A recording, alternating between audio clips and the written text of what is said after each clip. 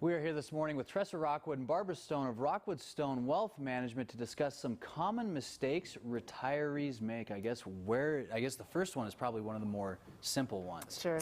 Right. When we talk about retirees, we're sometimes startled by the mistakes they make. For example, I think the simplest thing is just failure to follow a simple budget. You'd be surprised if you don't follow a budget, you will spend more money. That's just absolute given. And you need to realize that emergency funds shouldn't be being used for predictable type of expenses. So predictable expenses, I'm probably going to need a new car in 5 years, or appliances only last so long, so I will probably need appliances. Those are predictable expenses and they have to be budgeted for. So real emergencies. That's right. Real emergencies are what you use emergency funds for. So often we see retirees spending through their monthly, what they should be spending monthly, plus their emergency monies, and saying things are emergencies that aren't emergencies. So setting a budget and sticking to it is very important. Okay. You know, we see many retirees base their standard of living on these unrealistically high expectations, return expectations from their investments. And when they do that, it leads them to take more money out of their retirement savings than they really should.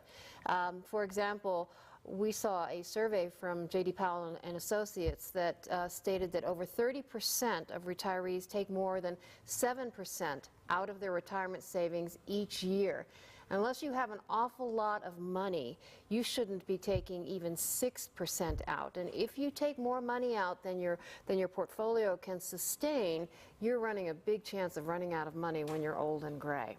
Okay. And then as far as the markets go, yeah, we see that too many retirees really overreact to bear markets. So, you know, after the huge losses of 2001, 2002, and 2007 to 2009, retirees have a tendency to want to just run, and they just don't want anything to do with the bond market or the stock market.